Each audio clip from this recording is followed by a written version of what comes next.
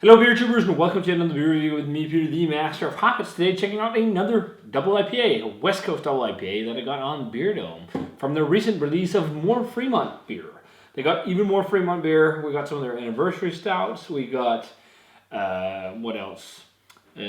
Cinnamon coffee, B-Bomb, and we got the 2020 release of Dark Star Bourbon Barrel Aged, and also the base, which will be fun to try. But they also had this I wanted to check out because I thought their core range IPAs or hoppy beers. I did the video where I tried Skycracken, Lush, and that experimental New England double IPA were pretty good. They weren't crazy fresh, but I thought they were nice.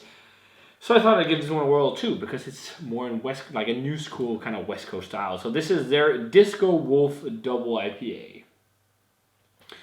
It is an 8% double IPA, and this was canned, 2 months ago as well. So it's just kind of like the same as the Firestone beers. So those held up quite well, so I'm hoping this one will too. It's a double IPA featuring some very cool hops. So the malts on it, first of all, are 2-row pale, malted oats, white wheat, and dextrose. And the hops are Strata and Sabro and Idaho 7, Cryo, and Citra Cryo hops. So like Strata, Sabro, very famous newer hops. Idaho 7 is very famous as well. And Citra just sounds like it's going to be a very dank West Coast IPA. 78 IBUs. They say themselves you're going to get a nose of pineapple, guava, and papaya with citrus, berry notes, and light pine. And the flavor should be moderate, balanced sweetness and bitterness that lingers in a medium body with a warming mouthfeel. And it comes in 12-ounce cans, in 6-packs, in 22-ounce bombers, and on tap. They got a lot of info on the website. So I like that though. But yeah, let's check it out. So pours a lightly chill hazy, I guess, golden yellow color. It looks like what you'd expect from kind of like a new school West Coast IPA. Even brighter than some of the old school ones. Very pin bright. Golden yellow. White head. Yeah, I mean, it looks like what you'd expect from something like this. So let's check out the aroma. Very citric, lemon, limey to me. More so like papaya and pineapple. There's definitely some pineapple, but interesting thing though, like even though it's very close in terms of date to the Firestone beers, it's not as oomphy on the aroma, I think. But that could be just different, it's from a different state.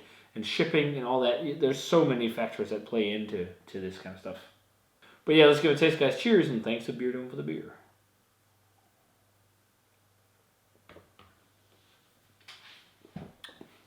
Totally different vibe on the flavor.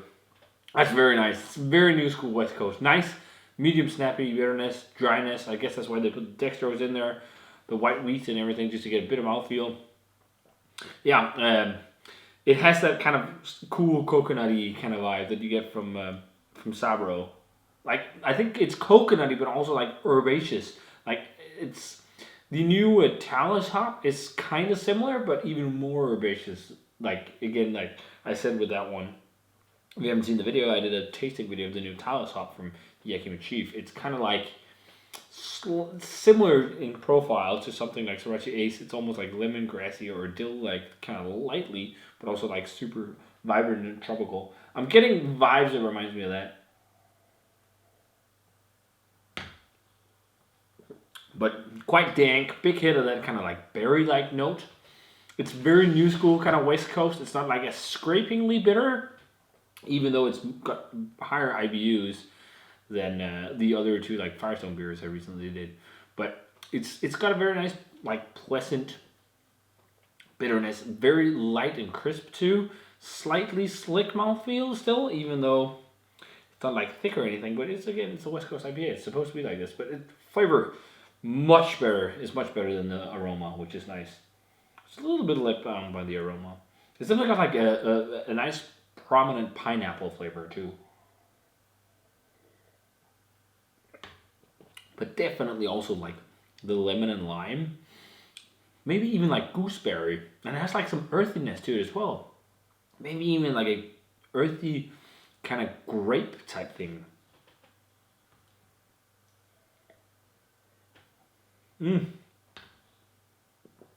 But yeah, very cool hops in there. Very great flavor. It's much lighter and easy drinking than say like the double jack I had. It's just you can feel that it's like taking the West Coast style and just dialing in a bit more in terms of drinkability of the West Coast double IPA, and then they've had all these new hops to play with. Like a lot of brewers back when like those kind of beers were being conjured up didn't have. But I think it tastes phenomenally good. Like the aroma was quite a letdown. To be honest, the aroma I was very disappointed, but the flavor isn't disappointing at all. It's got some great flavor for this kind of beer. I could have used a bit more pop and sing, but it would have been there if I had this when it was canned 2 months ago. I'm just surprised how much better the Firestone IPAs held up. But it's still, I think it's still definitely at least merits a 90. Because it's a great West Coast double IPA. New school West Coast. And I love that you get a bit of that kind of like different herbaceous, slightly coconutty vibe with like pineapple. And then like these slightly berry-like notes for sure. And then like those are like lemon lime. It's quite like bright and singy, which is very nice. I think that really suits a West Coast IPA too. So yeah, very, very good stuff actually. Great, new school West Coast double IPA. But yeah, I think if I had this dead fresh and it's a year-round IPA, I would totally love this stuff. So if you guys had a chance to try Fremont's Disco Wolf Double IPA, let me know what you thought of it. Thanks a ton to Beer Dome for the beer. This was great.